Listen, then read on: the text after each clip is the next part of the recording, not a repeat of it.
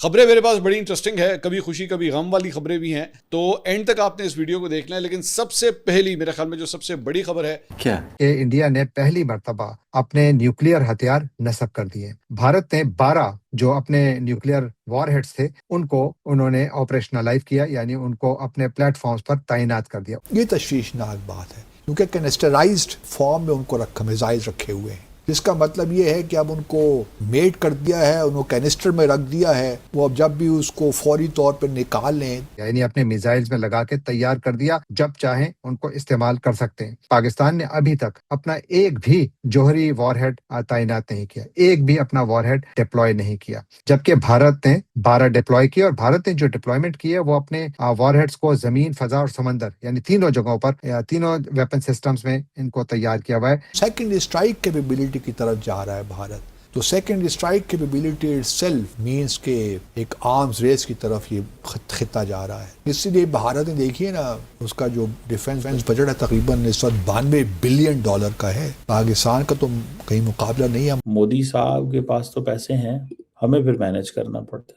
اب انڈینز کو یہ ہے کہ جی ہم ان کو پرواہ کوئی نہیں ہے، ان کے پارٹنر فرینچ ہیں، ان کے پارٹنر اسرائیلی ہیں، ان کے پارٹنر امریکن ہیں، ان کے بہت سارے پارٹنر ہیں جو ان کو اسلحہ دیتے ہیں، ڈیفنس پہ کام کرتے ہیں ان کے ساتھ۔ جو پیسہ ہے وہ اسپینڈ کر رہا ہے بھارت، اور حالت ہماری خراب ہوتی جا رہی ہے، اور ہم سے پتہ لگتا ہے کہ بھارت کتنا تیار ہے۔ بھارت اگر چاہے تو پاکستان تک کسی بھی وقت ایٹم بم برسا سکتا ہے، کیونکہ اس کے ایٹم بم تیار ہیں، جبکہ پاکستان کا ایک بھی ایٹم بم تیار نہیں ہے۔ پاکستان کے پاس ایٹم بم ہیں لیکن ڈپلوائڈ ایک بھی نہیں ہے۔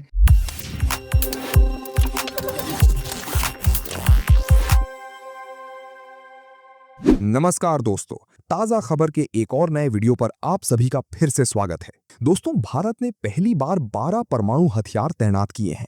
اس بڑے رننیتک بدلاو نے پاکستان کو کیسے ہلا کر رکھ دیا ہے اور اس کے پیچھے کی پوری کہانی کیا ہے، یہ جاننے کے لیے ویڈیو کو انت تک ضرور دیکھیے۔ اگر آپ کو ویڈیو پسند آئے تو لائک کریں، شیئر کریں اور اپنی رائے کامنٹ میں ضرور بتائیں۔ اور ایسی ہی دلچسپ، تازہ اور خاص خبروں کے لیے ہمارے چینل کو سبسکرائب کرنا بالکل نہ بھولیں۔ پھر ملیں گے اگلے ویڈیو میں، تب تک کے لیے دھنیہ واد۔ جے ہند، جے بھارت۔ باسط صاحب، سپری کی 2026 کی سالانہ رپورٹ آ گئی ہے۔ ہمارے ڈیسائفر دیکھنے والوں کو بتائیں کہ پاکستان اور بھارت کہاں کھڑے ہیں۔ پہلے تو اپنے ناظرین کو یہ بتاتے چلیں کہ سپری سویڈن کا ایک بہت مشہور زمانہ تھنک ٹینک ہے، stock home international peace research institute, اور اس کا جو فوکس ہے وہ یہی وار اینڈ پیس اور آرمز اور ان چیزوں پہ ہے، دفاعی معاملات آپ کہہ لیجیے۔ تو یہ ہر سال اپنی رپورٹ نکالتا ہے، ایک انٹرسٹنگ رپورٹ ہے، بڑی یوزفل رپورٹ ہے۔ اس سال کی جو رپورٹ ہے اس میں ہمیں یہ بتایا گیا ہے کہ پاکستان اور بھارت کی بات کرتے ہیں تو اس میں یہ جو رپورٹ آئی ہے کہ پچھلے ایک سال میں بھارت کے جو وار ہیڈز ہیں، نیوکلیئر وار ہیڈز، ان کی تعداد میں کافی اضافہ ہوا ہے، اور وہ اس وقت ان کے پاس جو وار ہیڈز کی تعداد ہے وہ 190 ہے۔ تو پاکستان سے تو سبقت لے گیا ہے بھارت، ان دا سینس کہ پاکستان کے پاس 170 وار ہیڈز ہیں۔ لیکن یہ بھی یاد رہے کہ بھارت کا جو پورا اسٹریٹجک جو کیلکولس ہے وہ ڈیٹرنس کریٹ کرنا چاہتے ہیں، نہ صرف پاکستان کے خلاف بلکہ بھارت چائنا کے خلاف بھی۔ تو ان کا، ہمارے تو صرف معاملات جو ہیں وہ بھارت کے ساتھ ہے نا، لیکن بھارت کی حالانکہ سارے اس کی زیادہ تر جو امپلائمنٹ ہے، جو ڈپلائمنٹ کر رکھی ہے اس نے اپنے ایسٹس کی، وہ پاکستان کے خلاف ہے زیادہ تر۔ لیکن اب انہوں نے چین کے ساتھ چونکہ پچھلے 6 سالوں میں یا بلکہ 7-8 سالوں میں کچھ جھڑپیں ہوئی ہیں لائن آف ایکچوئل کنٹرول پہ، تو اب وہ ان کے بھی ڈپلائمنٹ ہو رہی ہے لائن آف ایکچوئل کنٹرول پہ بھی۔ مثال کے طور پر S-400 جو ہے دفاعی نظام جو روس سے انہوں نے لیا ہے، وہ ایک سسٹم، ایک بیٹری جو ہے وہ چائنا کے لائن آف ایکچوئل کنٹرول کے پاس بھی ڈپلائیڈ ہے۔ اب یہ جو 190 وار ہیڈز ہیں اور پاکستان کے پاس 170 ہیں، میرے خیال میں کوئی زیادہ فرق تو ہے نہیں،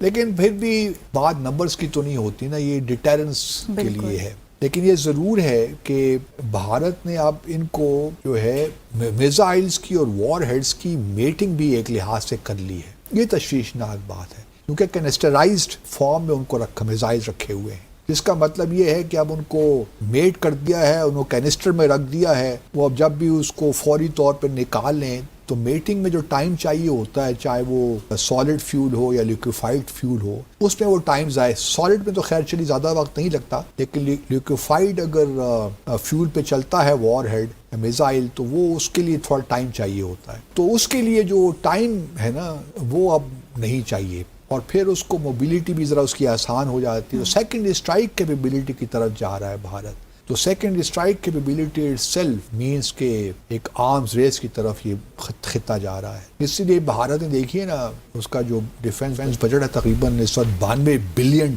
کا ہے. پاکستان کا تو کہیں مقابلہ نہیں ہے, ہمارا بھی 11 بلین یا 12 بلین ڈالر کا ہے, تو کوئی مقابلہ نہیں ہے.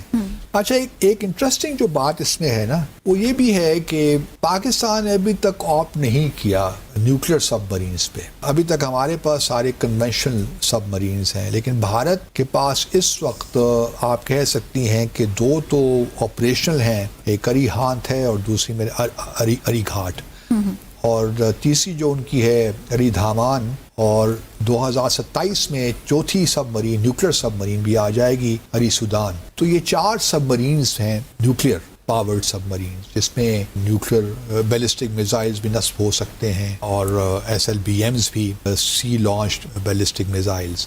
اسی طرح اگر آپ دیکھیے تو ایئر فورس کے معاملے میں بھی بھارت کے پاس جہاں تک کوانٹٹی کا تعلق ہے وہ ہم سے بہت آگے ہیں. ہمارے پاس اگر لیٹ سے 100-150 ایئر کرافٹ ہوں گے جنگی جہاز, تو بھارت کے پاس گو کہ ان کے پاس 42 اسکواڈرنز ہونے چاہیے, لیکن اس وقت ان کے پاس 29 ہیں. لیکن اب وہ کوشش کر رہے ہیں کہ جو ان کی ضرورت ہے 42 اسکواڈرنز کی, اس کو فوری طور پہ میٹ کیا جائے. اس کے لیے ابھی 114 مزید رافیل طیارے بھی بھارت لینے جا رہا ہے فرانس سے. آپ دیکھیے اصل خطرے کی جو بات ہے نا, کہ اب ڈپلائمنٹ کی طرف جا رہا ہے معاملہ. جی. اب وہ ڈپلوائے کر رہا ہے اور میٹنگ کر رہا ہے میزائل کی وار ہیڈز کے ساتھ, وار ہیڈز میزائلز پہ لگا رہا ہے. یہ پہلے نہیں تھا. پاکستان نے ابھی تک, جہاں تک میری تھوڑی بہت ہم پڑھتے رہتے ہیں, ابھی تک ایسا ہے اس طرف نہیں ہم گئے. بالکل ایسا, اور یہ ایک اچھی میرے خیال میں ڈیولپمنٹ نہیں ہے. اور پھر بھارت نے ہی دیکھیے نا, جو کولڈ اسٹارٹ ڈاکٹرن پیش کر کے ایک نیوکلیر انوائرمنٹ میں کنونشنل وار کی اور کانفلکٹ کی باتیں کر رہے ہیں کہ سوئفٹ ایکشن لیں گے تو بس پاکستان کو موقع ہی نہیں دیا جائے گا. خیر, ایک ویڈیو دیکھتے ہیں ڈاکٹر قمر چیمہ کی. چیمہ صاحب سنتے ہیں کہ ڈیفنس بجٹ کے بارے میں آخر کہہ کیا رہے ہیں. انڈیا جو ہے اس نے تو ریکارڈ ڈیفنس بجٹ بوسٹ دیا. کین یو امیجن کہ انڈیا کا جو ڈیفنس بجٹ ہے that is $87 billion. 87 billion dollars.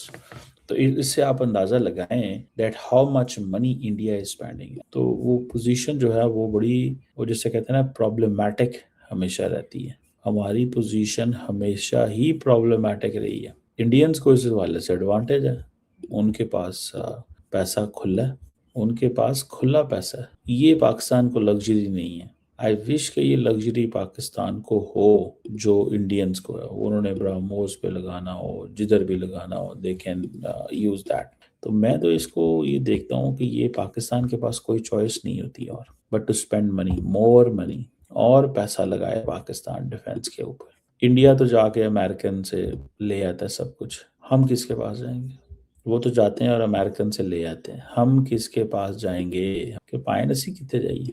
Modi صاحب کے پاس تو پیسے ہیں, ہمیں پھر مینیج کرنا پڑتا ہے. اور ہم کیا کرتے ہیں, ہمارا اب بجٹ پہلے ہی انڈر پریشر ہے. جب بجٹ انڈر پریشر آتا ہے, عوام انڈر پریشر آتی ہے, عوام انڈر پریشر آتی ہے, وہ سڑکوں پہ آئیں گے, باہر نکلیں گے, میری گلی نہیں بنی, میری سڑک نہیں بنی, میرا بچہ اسکول نہیں جا سکتا, مجھے ہاسپٹل نہیں ہے, مجھے یہ نہیں ہے, کیونکہ آپ ڈیفینس پہ لگا رہے ہیں. لیکن اگر آپ ڈیفینس پہ نہ لگائیں تو آپ کی اکانومی کمزور ہوتی ہے. اب ہمیں کیا, اب ہم انڈیا کے خلاف علیحدہ لڑنا پڑتا ہے, اور جو سب کریٹیکل وارفیئر ہے یا جس سے ایسیمیٹرک وارفیئر, اس پہ علیحدہ ہمیں آنا پڑتا ہے.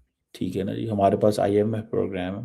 تو یہ چیزیں ہیں. انڈیا کے پاس تو IMF نہیں ہے. انڈیا کو تو ان کو نہیں جا کے بتانا پڑتا کیا کرنا ہے کیا نہیں.